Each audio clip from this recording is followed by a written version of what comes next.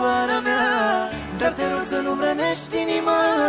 Crede-mă că m-am îndrăgostit de tine, doar cu o simplă privire. Fac orice să fii doar al meu, să te strâng mereu la sufletul meu. Ai zâmbet fermecător, buze ce mă fac să mor.